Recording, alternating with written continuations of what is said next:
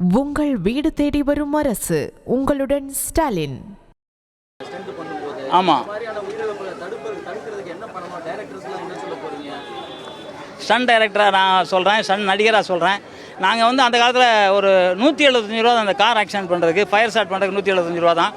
ஆனால் அப்போ வந்து எங்களுக்கு வந்து இவ்வளோ பெரிய பார் பண்ணியிருப்போம். எங்களை சுற்றி எங்கே போனாலும் சரி எங்களுக்கு ஒன்றுமே ஆகாது.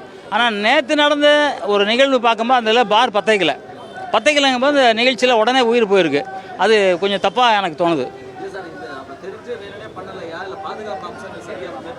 இல்லை, எனக்கு தெரிஞ்சு பாதுகாப்பு அம்சம் சரியாக பண்ணல. அதுதான், ஏன்னா நான் வந்து 2000 படம் பண்ணியிருக்கேன். இது மாதிரி நிறைய ஆக்சிடென்ட்லாம் அது பண்ணியிருக்கேன். ஒரு ஆக்சிடென்ட் கூட கிடையாது. ஏன்னா அந்த பைப் பத்தைக்கிறதுக்கு 10 நாள் போய் உட்காந்துருப்பேன், இரவு பகல் உட்காந்துருப்பேன். ஏன்னா ஒரு உயிர் போயிடக்கூடாதுங்கிற அந்த கவலையில் போய் உட்காந்துருப்பேன். அதனால் எதுவுமே நடக்கலை.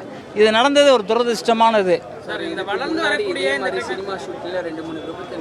ஆமாம், இப்போ வந்து ஆக்சுவலி நம்ம பெப்சி சங்கம் சொல்லும் போது இந்த மாதிரி சினிமா ஷூட்டிங் போது எல்லா பாதுகாப்பு உபகரணங்களோட தான் ஷூட்டிங் நடத்தும்னு சொல்லி பெப்சி முன்னாடியே விட்டுருந்தாங்க. இப்போ தொடர்ந்து அந்த மரணம் நிகழும் போது அதுக்கான காரணம் என்ன?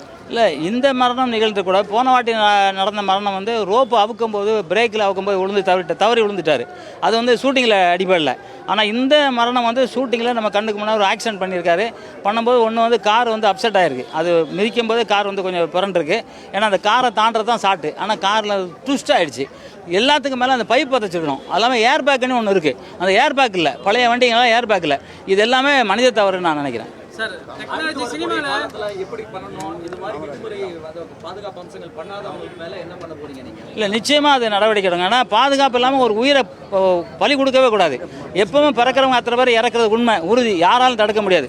ஆனால் இந்த மாதிரி இறந்ததுனால அந்த குழந்தை அவங்க அப்பாவை தேடிக்கிட்டு இருக்காங்க, அவங்க மனைவி வந்து கணவனை தேடி இருப்பாங்க, சொந்த பந்தங்கள். இப்போ நாங்களே அந்த பையனை தேடுறோம், பறி கொடுத்துட்டோமே அப்படின்னு வருத்தமாக இருக்குது. அதனால் இனிமேல் எப்போ செஞ்சாலும் சரி, அது டைரக்டராக இருந்தாலும் மேனேஜராக இருந்தாலும் சரி, தயாரிப்பாளரும் சரி, கரெக்டாக அந்த ஆக்சிடென்ட் பண்ணுறதா இருந்தால் அதுக்கான தேவையான அத்தனை எக்யூப்மெண்ட்ஸும் வச்சுட்டு தான் பண்ணணும். அப்படி வைக்காத மேலே அவங்க மேலே பெப்சி நடவடிக்கை எடுக்கணும்னு நினைக்கிறேன். சினிமாவில் நாளுக்கு நாள் டெக்னாலஜி வந்து அதிகரிச்சுட்டே வருது. ஆமாம், கண்கலைகளுடைய உயிரை பாதுகாக்கக்கூடிய எந்த அட்வான்ஸ் டெக்னாலஜியும் எந்த சினிமாலையும் பயன்படுத்தாமல் இருக்கு. அதான் இங்கே பண்ணலை.